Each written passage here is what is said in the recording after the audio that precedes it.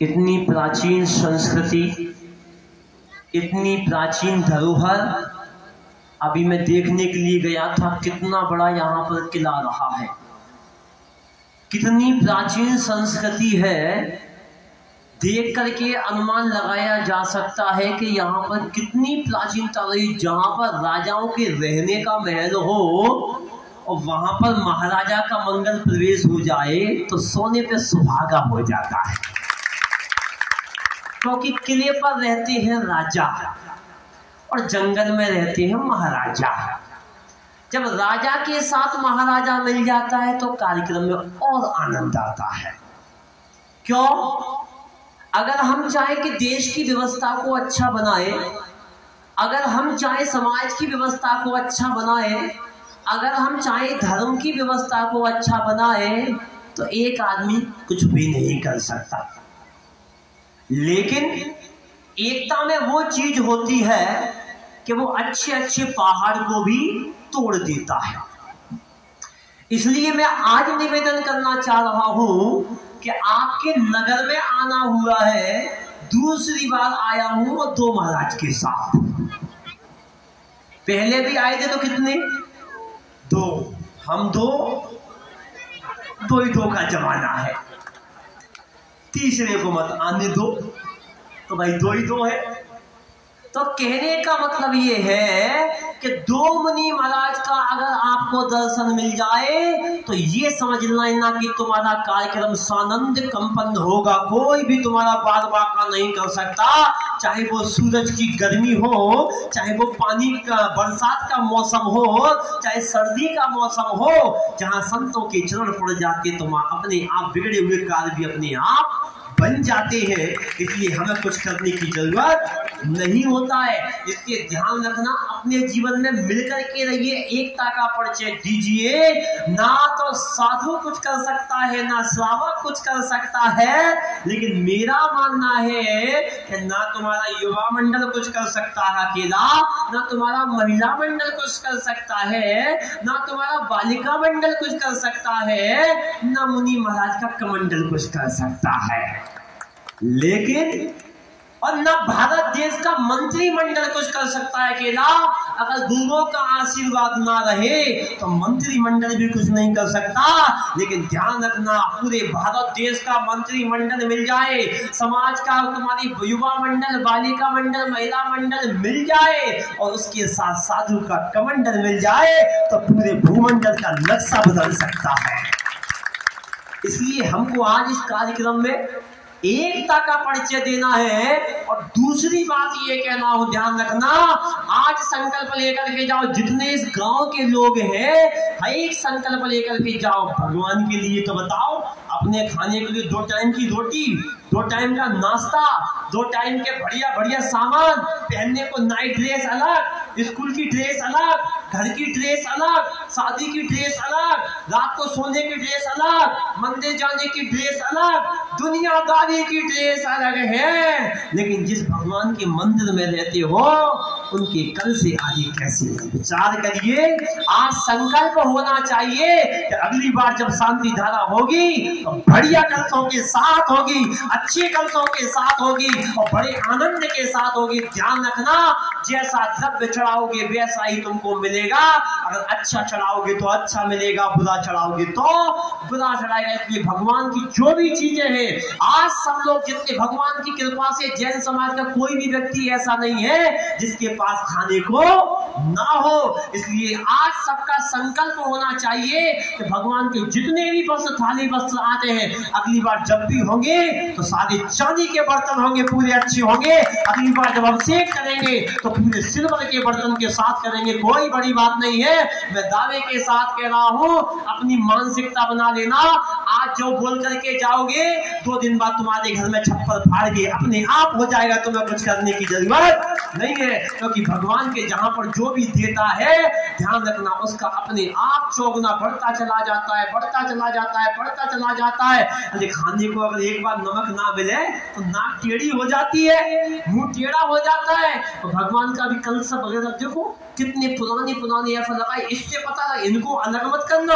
इनसे हमारी प्राचीन संस्कृति का इतिहास बनता है, इससे हमारी प्राचीन धरोहर की सुरक्षा होती है, इसको अलग नहीं करना।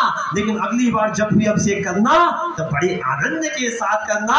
इसलिए क्यों पहनने को डायमंड सेट, पहनने को डायमंड सेट, पहनने को सारे सेट और फिर भी माइंड अपसेट। पहनने को डायमंड सेट, पीने को लेमन सेट, उसके बाद सुबह चाय के लिए चाय सेट, बैठने को सोफा सेट और फिर माइंड अपसेट। क्यों? क्योंकि ध्यान रखना भगवान की भक्ति बहुत अच्छे से करना। अगर आपका माइंड अगर सेट है तो ध्यान रखना दुनिया की सारी चीजें सेट है, और माइंड अपसेट है तो तुम्हारे सारे काम अपसेट है। इसलिए आज संकल्प होना चाहिए कि हमारे बीच में भगवान महावीर स्वामी का मंदिर, भगवान आप सब लिखवा के जाए, आज कोई खाली हाथ नहीं जाए। पक्की तुम बैठ जाओ, बैठ जाओ, आज सब लिखवा के जाए, कोई नहीं जाए। ध्यान रखना भगवान की बात है, चौराहे पे बैठे हो, इसलिए ध्यान रखना। आज सबका संकल्प होना चाहिए, जैसे तुम्हारा घर चमकता हुआ होता है ऐसे ही तुम्हारा मंदिर आदि जितनी भी सामग्री आदि है सब बहुत अच्छी होना चाहिए। क्योंकि ध्यान रखना जय धर्म कोई पगड़ी नहीं, जब चाहे पहन लो, जब चाहे उतार दो। क्या कहा? धर्म कोई पगड़ी नहीं, जब चाहो तब उतार दो, जब चाहो पहन लो। धर्म कोई दमड़ी नहीं, जब चाहो बेच दो, जब चाहे खरीद लो। धर्म तो एक चमड़ी है कि जीवन के अंतिम सांस तक चलती है, LIC बीमा की तरह है।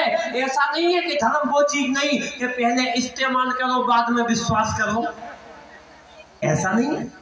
धर्म तो LIC बीमा की तरह होता है, जिंदगी के साथ भी और जिंदगी के बाद भी। इसलिए धर्म के साथ अच्छे कार्य करते जाओ। ध्यान रखना धर्म को चर्चा में नहीं चर्या में लाने वाला होना चाहिए। जो धर्म को चर्चा में लाता है ध्यान रखना वो कभी महावीर नहीं बनता, वो कभी बुद्ध नहीं बनता, वो कभी कृष्ण नहीं बनता, वो कभी राम नहीं बनता, वो कभी हनुमान नहीं बनता। जो धर्म को चर्या में उतारता है वही राम बनता है, वही महावीर बनता है, वही हनुमान बनता है, वही बौद्ध बनता है, वही गांधी बनता है। ध्यान रखना। इसलिए धर्म को चर्या में उतारने का प्रयास करिए, चर्चा में लाने के साथ साथ चर्चा करने वाले तो बहुत है। ऐसा हुआ, ऐसा हुआ, ऐसा हुआ, ऐसा हुआ। लोगों की धारणा है कि महाराज जी आए हैं, महाराज जी प्रवचन करेंगे। इन जैन संतों ने तो पूरे देश को बर्बाद कर दिया। अगर 1 घंटे में 10 रुपए का काम करते तो महीने भर में कितने रुपए का काम होता? कितने रुपए का होता? 300 रुपए का। 1 साल में 3600 रुपए का। बताओ, और आज हम 50 साल के हो गए। अगर हम इतना कमाते, इनके संतों के 1 घंटे प्रवचन ना सुनते तो हमारा कितना भला होता। आजकल ऐसे भी लोग मिल जाते जो भगवान को भी दोष देते, भगवान को भी बुद्धू बना देते हैं, भगवान के साथ भी छलकपट कर लेते हैं, भगवान को फिर ठग लेते हैं और भगवान के साथ ही पता नहीं क्या क्या कर लेते हैं। ऐसे ही 2 लोग बैठे थे स्टेशन पर चर्चा कर रहे थे। बताओ देश कहां से कहां, भारत देश कहां है, रूस कहां पहुंच गया, जापान कहां पहुंच गया, अमेरिका कहां पहुंच गया, USA कहां पहुंच गया, और भारत तो वही का वही रह गया। क्योंकि जितने भी संत महात्मा हैं इन्होंने पूरे देश को बर्बाद कर दिया। 1 घंटे प्रवचन ना सुन करके अगर घर में सिलाई करते, घर में दुकान चलाते तो कितना देश कहां से कहां पहुंच जाता। उसके बाजू में भाई महाराज जी बैठे ना, ऐसे पुराने जमाने के बुजुर्ग बैठे थे, वो बैठे बैठे सुन रहे थे। और सुनते सुनते हुआ क्या, और स्टेशन पे बैठे थे। अब स्टेशन पे आई गाड़ी, गाड़ी आई और गाड़ी में जाकर के हमने बाबूजी ने अपना सूटकेस पकड़ा, अपना वो पकड़ा, अपना सारा सामान पकड़ा और जाकर के सूटकेस लेकर के बच्चे को पकड़ के अंदर जाने लगे। चाचाजी अंदर जाने लगे, सब अंदर चले गए। अब रेल को चलने का समय हुआ तो पत्नी रह गई नीचे सामान उठाते उठाते। अब गाड़ी आगे बढ़ी, अब पत्नी कह रही मैं मुझे चढ़ा लो, मुझे चढ़ा लो, मैं रह गई, मैं रह गई, मुझे चढ़ा लो, मुझे चढ़ा लो, मुझे चढ़ा लो। और करते करते चढ़ा चढ़ाते चढ़ाते गाड़ी छूट गई। अब जो बाबूजी आपस में बैठे थे ना स्टेशन पर, जो कह रहे थे कि देश लोगों ने देश को बर्बाद कर दिया, ये कर दिया, वो कर दिया, अब विचार करो। अब वो चर्चा करते करते उन बाबूजी से रहा नहीं, बोले बाबूजी बाबूजी आप स्टेशन पे कह रहे थे कि संत महात्माओं ने कहा है, ऐसा कहा है, उनकी बात नहीं सुनते तो देश कहां से कहां पहुंच जाता, देश कहां तरक्की कर जाता। मैंने लगा कि आपने संतों की वाणी सुनी नहीं है। अगर आपने नहीं सुनी होती, अगर थोड़ी बहुत भी अगर अपने जीवन में उतारी होती, तो आपकी पत्नी आपके स्टेशन पे नहीं रहती। बोले बता, मेरा तो दिमाग खराब है, तू मेरा दिमाग को खराब कर दे, बता क्या कहना चाह रहा है। अब विचार करो। उन्होंने कहा भाई साहब आपने रामायण नहीं पढ़ी, आपने रामायण नहीं पढ़ी। मुझे पक्का है बाबूजी अगर आपने रामायण पढ़ी होती तो आपकी पत्नी स्टेशन पर बिलखती हुई नहीं रह जाती। बोले जल्दी जल्दी बता, दिमाग खराब मत कर, क्या वैसे ही दिमाग खराब है।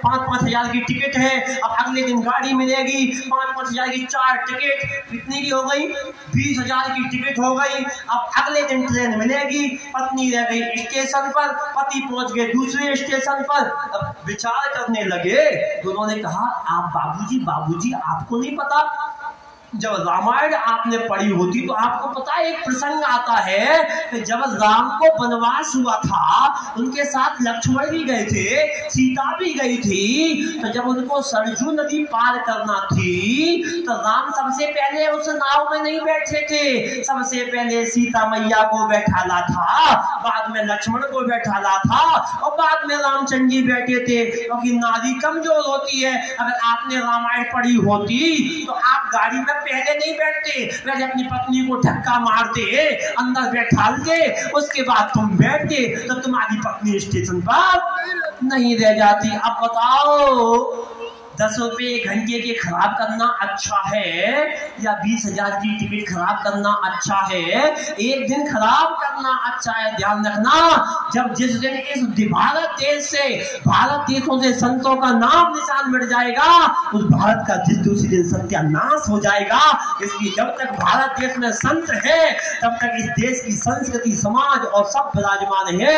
इसलिए ऐसे साधु संतों का समागम आपको मिलता है।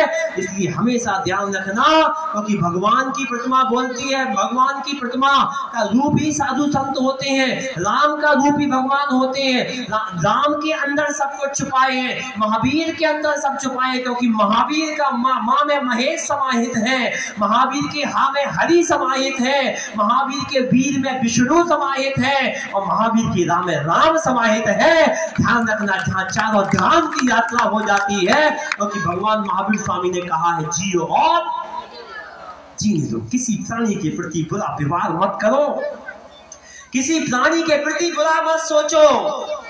लेकिन हो क्या रहा है, भगवान महावीर स्वामी ने कहा जियो और जीने दो, लेकिन आप सब कह रहे हो पियो और पीने दो।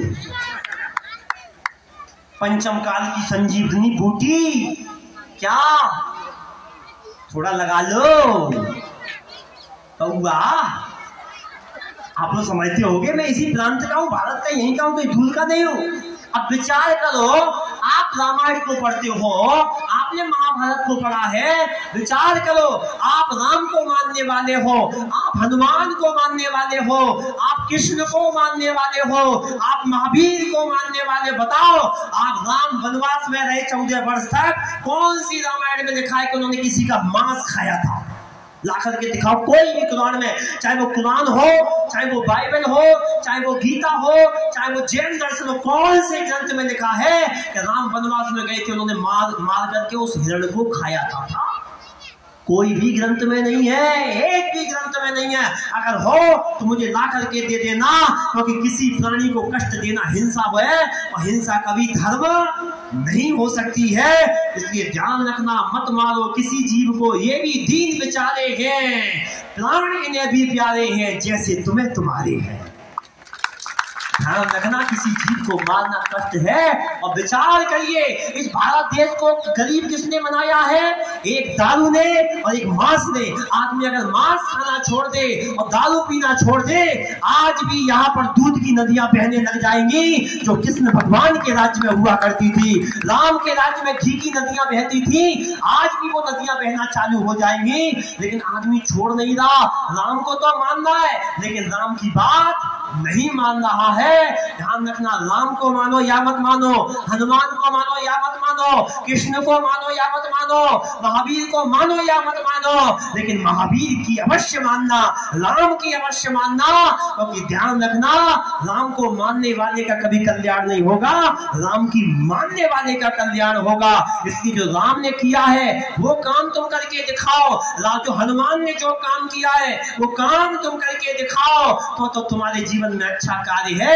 और अगर तुम नहीं कर रहे हो तो तुम राम के वंशज नहीं हो, हनुमान के वंशज नहीं हो। क्योंकि इन्होंने कभी मांस का सेवन नहीं किया, कभी इन्होंने दारू का सेवन नहीं किया। अब बताओ, तुम सोचते हो बचाव करो बचाव करो, बंधुओं ये आज लौकिक प्रवचन है सभी के लिए, जैन धर्म हिंदू मुस्लिम सबके लिए है। बताओ, राम को 14 वर्ष का वनवास हुआ अपनी खुद की माँ के कहने पर के चचेरी माँ के कहने पर? बोलो बोलो ना, कितनी टेंशन हुई थी। जैसे आजकल के लोग कहते हैं टेंशन हो तो पगुआ लगा लो, टेंशन खत्म हो जाएगी। राम को कितनी टेंशन हुई, राम को कितनी टेंशन हुई। बताओ, तुम्हारी माँ, सगी माँ ने अगर ऐसा किया होता कि एक भाई को पूरी प्रॉपर्टी और दूसरे भाई को कुछ भी नहीं, कहते राइट, डंडा पहले, कोर्ट कचहरी पहले होती, आजा, ये सास तेरे हाथ तक तोड़ के रख दूंगी। बताओ, सीता ने ऐसा किया क्या? सीता ने ऐसा किया क्या? चाहती तो कह सकती थी पहले बाद में बात, पहले हिस्सा बांट कर, नहीं तो तेरे हाथ पैर तोड़ के रख दे, हम तेरे हाथ से नीचे तक। अदालत क्या होती? अदालत होती। अदालत शब्द अपने आप में स्वयं कहता है, आ माने आओ, दा माने दाम लाओ, ला माने लड़ो और ता माने तबाह हो जाओ, इसी का नाम अदालत है। आ माने आओ, दा माने दाम लाओ, ला माने लड़ो और ता माने तबाह हो जाओ, इसी का नाम तो अदालत है। भगवान की अदालत से बड़ी कोई अदालत नहीं होती है। ध्यान रखना, भगवान की अदालत में अगर न्याय नहीं होगा तो दुनिया की कोई भी अदालत में न्याय नहीं होगा। इसलिए ध्यान रखो, शिक्षा लो।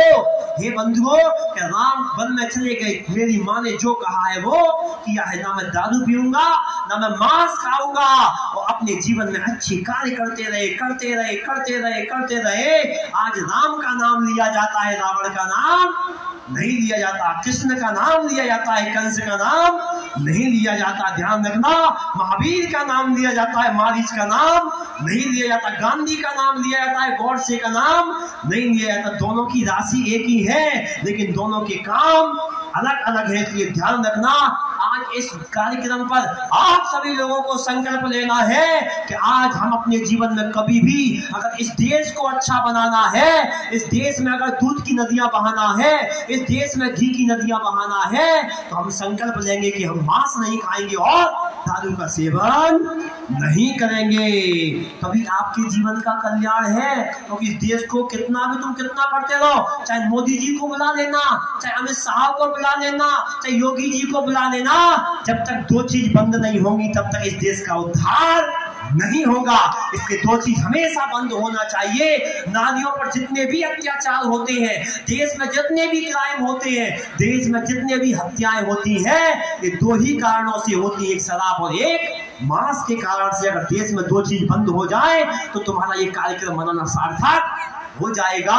इसलिए मैं आप लोगों से, सब लोगों से यही कहना चाहूंगा कि पहले हम भजन पढ़ते थे, जीते बोतल पढ़ते थे छोटे बचपन में, जब लकड़ी में, जीते लकड़ी मरते लकड़ी, अजब तमाशा लकड़ी का, जब तूने जन्म लिया था वह पालना भी था लकड़ी का, तेरी अर्थी सज के गई थी वो भी अर्थी लकड़ी की, सब लकड़ी का था, सारी चीजें। अब चेंज हो गया, अब चेंज कर दो। क्यों? जब बच्चे का जन्म हुआ तो माँ को ग्लूकोज की बोतल चढ़ गई, फिर उसके बाद खून की कमी हुई तो खून की बोतल चढ़ गई। बच्चे का जन्म हुआ, अब बच्चे को दूध पिलाना है तो दूध की बोतल आ गई। अब बच्चा थोड़ा और बड़ा हो गया, मित्र मंडली में कोको कोला, लिम्का आदि, स्प्राइट आदि आदि की बोतल आ गई। मित्र मंडली में गया तो पानी की बोतल आ गई। अब बड़ा हो गया, शादी हो गई, टेंशन हो गई तो लगा लो तो जिम, रस्की, बिस्किट, ठंडा आदि की बोतल आ गई। उसके बाद और बड़ा हुआ, डॉक्टर ने कह दिया साहब इनके गुर्दे पूरे खराब हो गए हैं, तो फिर ग्लूकोज की बोतल आ गई और अंत में खून की बोतल चढ़ते चढ़ते राम राम सत्य हो गया। मरघट में गया, मिट्टी की तेल की बोतल डाली और सुहा कर दिया। जन्म कहाँ हुआ? बोतल से। मृत्यु कहाँ हुई? बोतल से। अब भजन बन गया, जीते बोतल मरते बोतल, अजब तमाशा बोतल का। इस बोतल ने सारे देश को बर्बाद कर दिया है। इसलिए आज सब लोग संकल्प लीजिए कि हम अपने जीवन में बोतल का त्याग करेंगे और मांस का त्याग करेंगे। ध्यान रखना, 1 किलो मांस में कितने का? कम से कम 300-400 रुपए का तो आता होगा मांस। और उसको पकाने के लिए, मिलाने के लिए, मिर्ची मसाने के लिए कम से कम 100 रुपए का मसाला मान लो तो 500 रुपए का मांस में कम से कम 4 लोगों का पेट भरेगा। और 500 रुपए का अनाज खरीद करके लाओगे तो कम से कम 20 लोगों का पेट भरेगा। बताओ, अनाज ने महंगाई बढ़ाई है तो मांस ने इस देश को महंगा बनाया है। बताओ, मत मारो किसी जीव को, ये भी दीन बेचारे हैं, प्राण इन्हें भी प्यारे हैं जैसे तुम्हें तुम्हारे हैं। और मैं आप लोगों से फिर भी कहूंगा कि ध्यान रखना, जब आदमी की मौत हो जाती है उसको दफनाते हैं कहां पर? मिट्टी में। उसको कब्रिस्तान बोलते हैं। क्या बोलते हैं? कब्रिस्तान बोलते हैं। आप तुमने किसी भी मांस के टुकड़े को काटा और खा करके अपने पेट में डाला, तुम्हारा पेट क्या बन गया?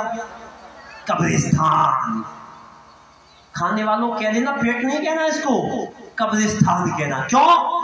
जिसमें मुर्दे को दफनाया जाता है उसको कब्रिस्तान कहते हैं। इसलिए ध्यान रखना, अपने जीवन में शाकाहारी को अपनाओ, मांसाहार को छोड़ो। क्योंकि ध्यान रखना, जब तुम्हारे पेट को भर सकती है 2 रोटियां, जब तुम्हारे पेट को भर सकती है 2 रोटियां, तो क्यों खाते हो बेजमानों की बोटियां?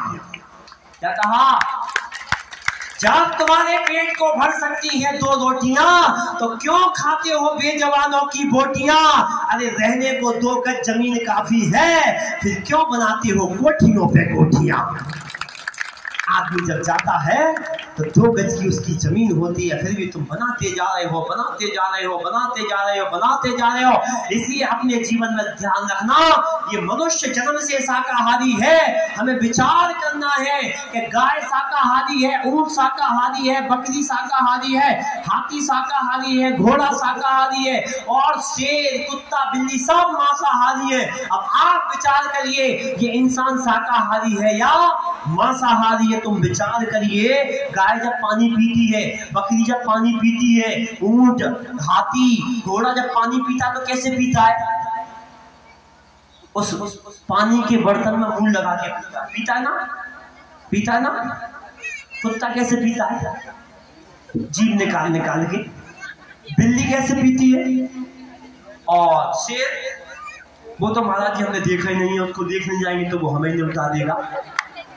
हाँ, ये बात, वो भी जीभ निकाल के पीता है। अब विचार करो, कुत्ता, बिल्ली, जितने भी हिंसक प्राणी हैं, वो जब भी पानी पीते हैं जीभ निकाल निकाल करके पीते हैं। और जितने भी शाकाहारी प्राणी हैं मुंह लगा करके पानी पीते। तुम कैसे पीते? जीभ निकाल निकाल के गिलास में मुंह लगा के? अगर जीभ निकाल निकाल के पीते हो तो फिर विचार कर लीजिए। अब विचार करो, इंसान शाकाहारी है कि मांसाहारी? बोलो, मौन है क्या? शाकाहारी। जितने भी हिंसक प्राणी हैं उनकी आंखें रात में चमकती हैं, लेकिन शाकाहारी प्राणियों की आंख रात में तुम्हारी चमकती है? चेक करियो रात में आज। बोले महाराज जी तो हमने कभी चेक करी नहीं, तो आपने आज बताई तो चेक करना। शाकाहारियों की कभी भी आंखें चमकती नहीं है। फिर ध्यान रखना, जितने भी शाकाहारी प्राणी हैं उनके दांत चपटे होते हैं जैसे मनुष्य के होते हैं, लेकिन मांसाहारी प्राणियों के दांत नुकीले होते हैं। इसलिए इंसान जन्म से शाकाहारी है, मांसाहारी नहीं है। इन जितने भी शाकाहारी प्राणी हैं उनके नाखून चपटे होते हैं और मांसाहारियों के नाखून नुकीले होते हैं। अब तुम्हारी कैसे है? चपटी है। इसलिए इंसान जन्म से शाकाहारी है, मांसाहारी नहीं है। और ध्यान रखना, आदमी को मांस के साथ सूखा मांस दिया जाए, ना मिर्च दिया जाए, ना मसाला दिया जाए, और 5 दिन 6 दिन तक खा ले तो 7 में उनकी राम राम शब्द उसकी हो जाएगी, दुनिया से चला जाएगा। क्यों? शाकाहारी जो प्राणी होते हैं उनकी आंत 32 फीट की होती है। कितने फीट की? 32 फीट की आंत होती है शाकाहारी, और मांसाहारी की आंत 6 फीट की होती है। अब 6 का करो 6 और 24 और जितना भोजन शाकाहारी एक दिन में पचाएगा उतना मांसाहारी, क्योंकि मांसाहारी छोटी होती है और शाकाहारी की आंत बड़ी होती है। इसलिए इंसान जन्म से शाकाहारी है, मांसाहारी नहीं है। अपने जीवन में राम बनिए। समय में दूध की गंगा बही, उसके बाद कृष्ण के समय में दूध की गंगा बही, और हमारे खून की गंगा बह रही है।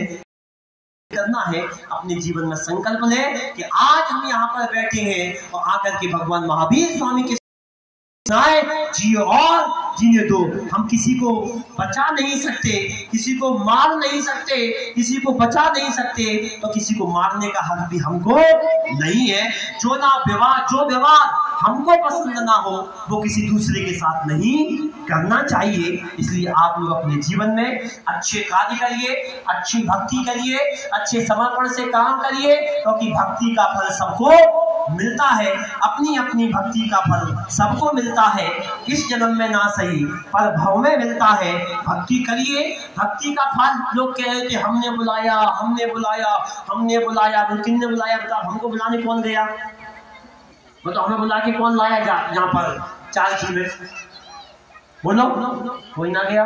तुमने नहीं बुलाया, हमको भगवान महावीर भगवान ने बुलाया है, तुमने नहीं बुलाया है। इसलिए ध्यान रखना, अपने जीवन में अच्छी भक्ति करते जाओ, करते जाओ, करते जाओ, करते जाओ, क्योंकि ध्यान रखना भक्ति का फल सबको मिलता है। ध्यान रखना, सबरी ने भक्ति की राम की, उसको फल मिला। की कृष्ण की, उनको फल मिला। चंदन वाला ने भक्ति की, महावीर फल मिला, और तुमने भक्ति कही तो तुमको भी फल मिल गया। इसलिए ध्यान रखना, भक्ति करता को किसी को मिलता है और देखता और है। इसलिए 4 पंक्ति के नाम दे रहा हूं कि सबरी ने भक्ति की, दुनिया वालों ने देखा, भगवान राम स्वयं दौड़े चले आए। मीरा ने भक्ति की, दुनिया वालों ने देखा, भगवान कृष्ण स्वयं दौड़े चले आए। चंदन वाला ने भक्ति की, दुनिया वालों ने देखा, भगवान महावीर स्वामी स्वयं। और जानकी वालों ने भक्ति की, दुनिया वालों ने, और शिवदत्त सागर गंगा सागर स्वयं दौड़े चले आए। ये आपकी भक्ति का ही है। इसलिए अपने जीवन में भक्ति करते रहो। जब भी कोई कार्य करो इन बर्तनों के साथ नहीं, में बढ़िया होना चाहिए तो भगवान की भक्ति होना चाहिए। कंजूसी नहीं करना। अगली बार कार्यक्रम हो तो इन बर्तनों से ना हो, बिल्कुल सिल्वर की व्यवस्था जितनी बढ़िया हो उतनी काम होना चाहिए। दोगे वैसा ही तुम्हें मिलेगा, जैसा चढ़ाओगे वैसा मिलेगा और जैसा ही मिलेगा। परस्पर उपकृत हो जीवनाम। तो अपना मन, अपने जीवन में अच्छे कार्य के जितने भी सिंहासन है, जो भी चीज है, सब लोग अच्छे से बढ़िया, जो बाहर के वाले, शहर वाले शहर के हिसाब से, राजधानी वाले राजधानी के, महानगर वाले महानगर के हिसाब से, और उत्तर प्रदेश वाले की तरफ से अपने सारे काम करें। यही काम दे रहा हूँ। बोलिए आचार्य भगवान श्री निर्भय सागर जी महाराज की।